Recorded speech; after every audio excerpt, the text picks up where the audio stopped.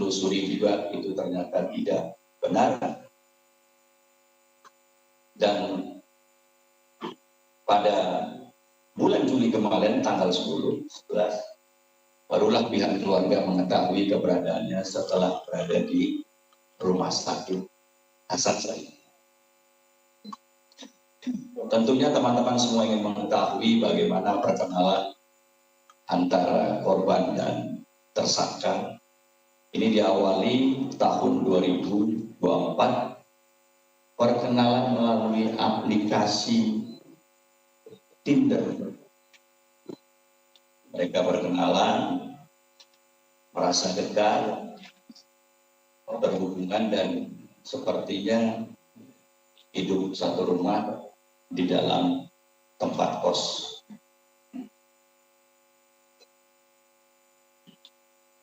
Terjadilah perpindahan tempat ketika mereka menjalani hubungan dari Mei 2024 sampai ke 2026 bulan Juni.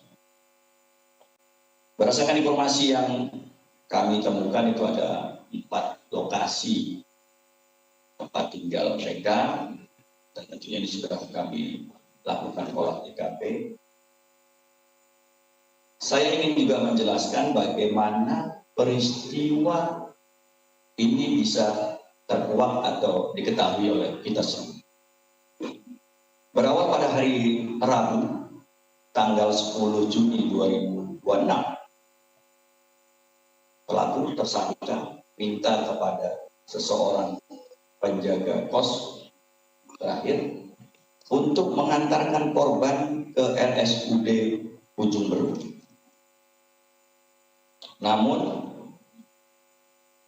di RSUD Ujung Berung ini ditolak, mungkin bukan mohon saya bukan ditolak, dimohon untuk merujuk ke rumah sakit yang lebih besar karena kondisinya ini terlihat parah.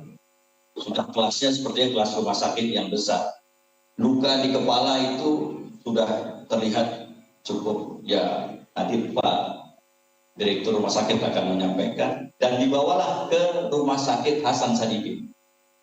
Ini saya mengucapkan terima kasih kepada Rumah Sakit Hasan Sadikin yang cukup aware, cukup jeli melihat pasien yang masuk. Silakan coba ditayangkan itu videonya terkait keadaan di rumah sakit kemarin.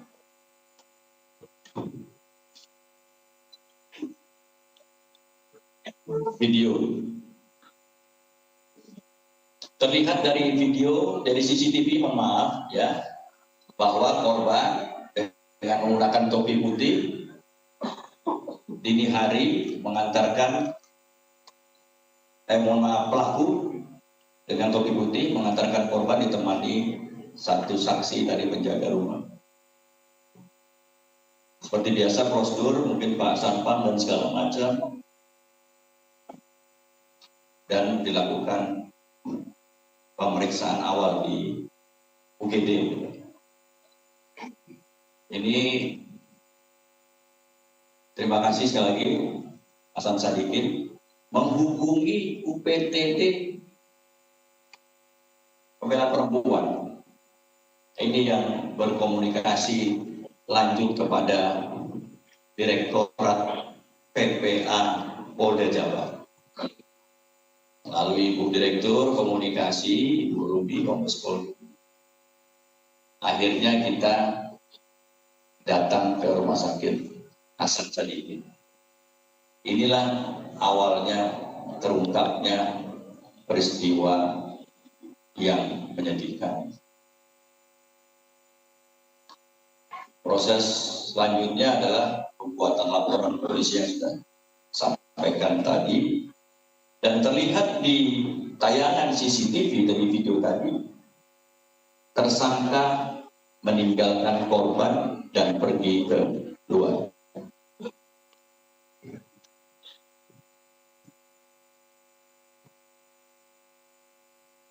Rekan-rekan media sekalian, dari 4 TKP tersebut, mungkin bisa saya sampaikan urut waktunya yang bisa menjadi tempus daripada kami terjadinya peristiwa penganiayaan berat dan penyekapan. Yang pertama itu adalah tersangka dan korban tinggal di daerah Cicahem. Itu kurun waktunya 15 Mei 2024 hingga 15 September 2024. Dari keterangan beberapa saksi termasuk korban dan sudah kita tanyakan juga kepada tersangka, di tempat ini korban mengalami kekerasan dipukul bagian badan dan disundut rokok. TKP kedua itu berada di kosan yang tidak jauh dari kosan pertama tadi. Kurun waktunya September 2024 hingga Januari 2025.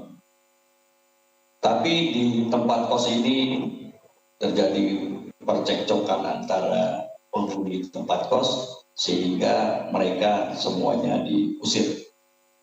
Nah, di TKP kedua ini terjadilah pemukulan terhadap mata kiri dengan besi. Itu yang menyebabkan, nanti kalau kesehatan nanti tanyakan sama kepala direktur rumah sakit yang sekarang ini dikabarkan tidak bisa melihat. Di TKP ketiga itu bulan Februari 2025 sampai Desember 2025 di Kecamatan Cilengtrang, Desa Ciporea, Kampung Ciwaru, Kabupaten Bandung, di kamar nomor 1. Sehingga korban, menurut keterangan korban di TKP ini, tadi TKP kedua mata kiri, di TKP ketiga ini mata kanan, dipukul menggunakan helm, dan korban sudah mulai tidak bisa melihat lagi melalui dua matanya.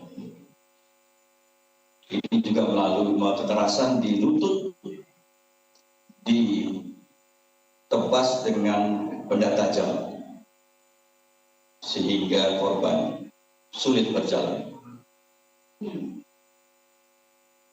Di TKP keempat, nah ini yang terjadi pada kurun waktu Januari 2026 hingga Juni 2026. Tersangka dan korban menyewa atau kos di beralamat di Gang Masjid Cijambe, Desa Cinunu, Kecamatan Cilenyi, Kabupaten Bandung. TKP terakhir yang tanggal 10 tadi dibawa ke Rumah Sakit Hasan Sadikin. Rekan-rekan media sekalian, kalau dilihat dari peristiwanya dan perbuatannya tersangka, ini termasuk sesuatu yang tidak wajar, sadis, kekerasan yang kita kutuk bersama. Untuk itu kami Polda Jabar semaksimal mungkin akan mempersangkakan tersangka dengan pasal yang seberat-beratnya. Ini mohon dukungan semuanya supaya kekerasan yang dilakukan oleh tersangka ini mendapat hukuman yang setimpal.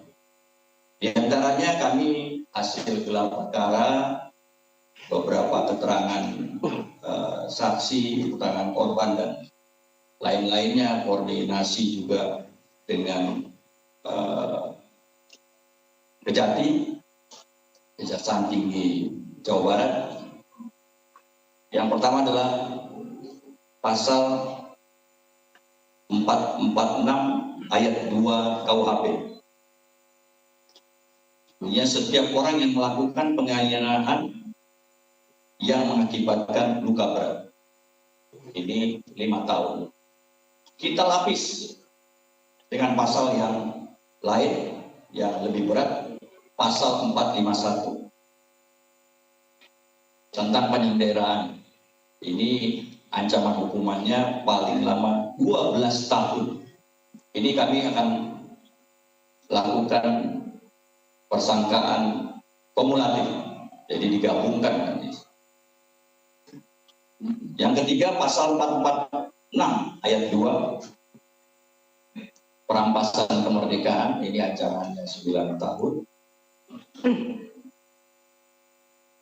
Kami juntokan kembali, bandingkan kembali dengan pasal 126 ayat 2, yaitu perbarengan tindak pidana yang mengakibatkan luka berat, ancamannya 9 tahun. Dan yang terakhir sebagai informasi tambahan, tersangka ini adalah residivis karena pernah melakukan kekerasan serupa terhadap seorang wanita dan divonis dijatuhi hukuman 1 tahun 4 bulan. Ini terjadi di daerah Bandung. Rekan-rekan sekalian, selanjutnya saya ingin menyampaikan modus operandinya. Tersangka memukul korban dengan tangan kosong, benda keras seperti besi, menggunakan senjata tajam, menggunakan helm, menyudut dengan rokok, menempatkan korban di kamar kos dan tidak dibolehkan keluar, dikunci dari luar, dan ini dilakukan secara berulang-ulang dari tahun tadi bulan Mei 2024 hingga Juni 2026. Dilakukan karena kekesalan, kecemburuan terhadap korban. Selanjutnya mungkin ini sesuatu juga yang menarik.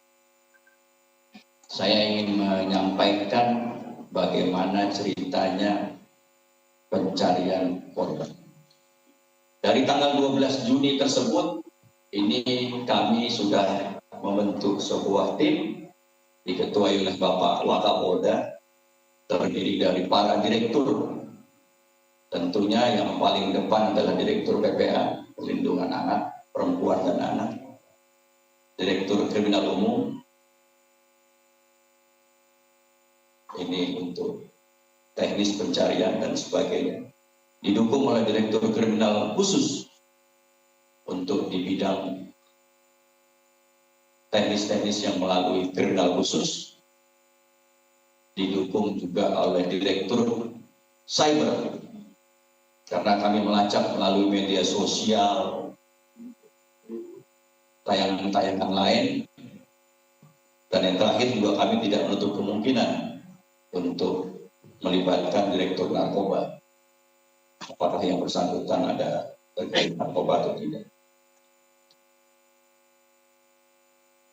Kami menelusuri semuanya seperti tayangan yang terlihat di atas, jadi saya tidak bisa mengerti. Ke Cimahi, ya, pelarian,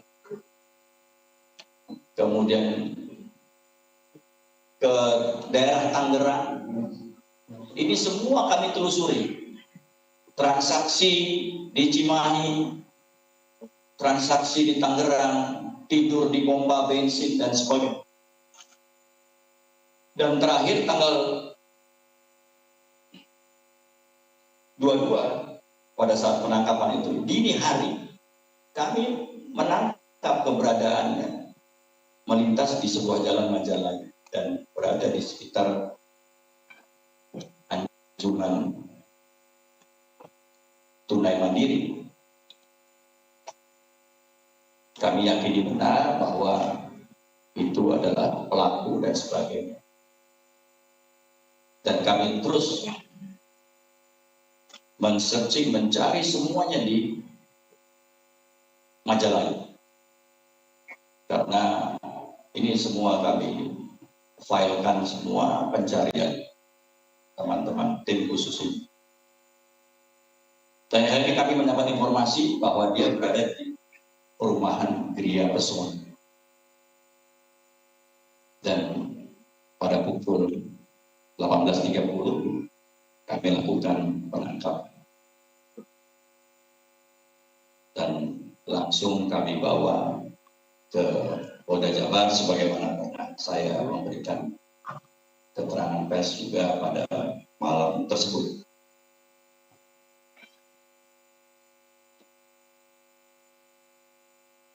Rekan-rekan sekalian, Kepolisian Daerah Jawa Barat juga telah melakukan beberapa upaya-upaya penyidikan. Ini tentunya terkait dengan korban. Ini menjadi prioritas kami. Kami bermohon kepada pihak rumah sakit untuk segera bisa merecovery. Kami bermohon kepada pemerintah provinsi juga begitu, supaya ini menjadi tanggung jawab kita untuk kita bisa kembalikan kondisinya pulih.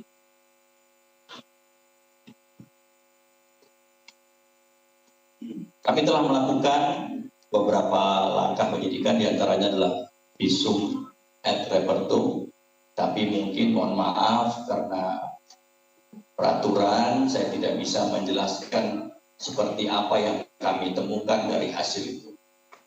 Tapi sudah dapat juga informasinya bahwa ini sangat sadis.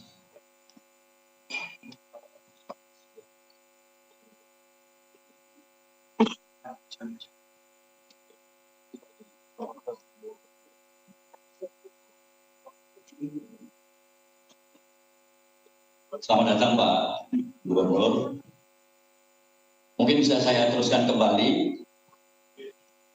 Tidak itu saja, kami juga langsung menghubungi LPSK hadir di sini untuk minta pengawasan korban supaya korban ini tetap terjaga. Nanti LPSK silakan untuk menceritakan seperti apa.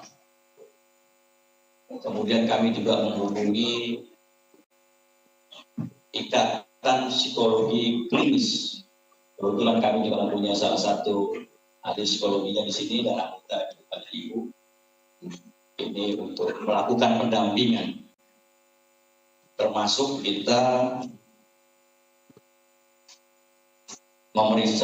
mendatangkan psikiatri untuk memeriksa tersangka.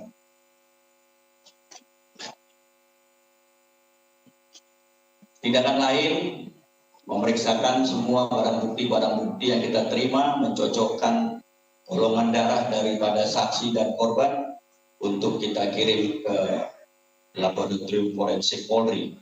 Beberapa barang bukti nanti tidak bisa kita tampilkan sini, tapi sudah ada fotonya, sudah berada di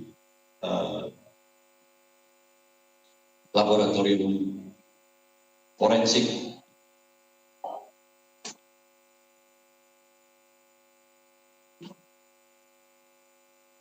Bapak Ibu sekalian, selanjutnya nanti juga bisa lihat langsung ada beberapa barang bukti, ada kartu keluarga yang mungkin tidak bisa juga kami tunjukkan, kemudian beberapa foto, beberapa juga ada foto kebersamaan tersangka dan pelaku pada peristiwa. Ada jaket hoodie yang tadi kita lihat di tayangan CCTV tadi, itu juga sudah kita amankan. Helm yang digunakan untuk memukul muka dan kepala, itu juga sudah kita amankan. Awalnya helm ini berwarna merah, kemudian sama tersangka dirubah menjadi warna hitam. Informasi tambahan, ini saya menceritakan, tim ini selalu melaporkan kepada kami, ya banyak faktor-faktor kesulitan ketika kita mencari tersangka. Tersangka ini berlatarkan pekerjaan seorang debt collector, di sebuah perusahaan, sepertinya punya pengalaman yang cukup bagaimana mengejar debt collector sehingga dia bisa juga mengelabui kita dalam pencarian. Tetapi kemanapun kita cari dan berkat dukungan masyarakat semua dan bantuan Allah Subhanahu wa Ta'ala, kita dapat menemukan yang bersangkutan.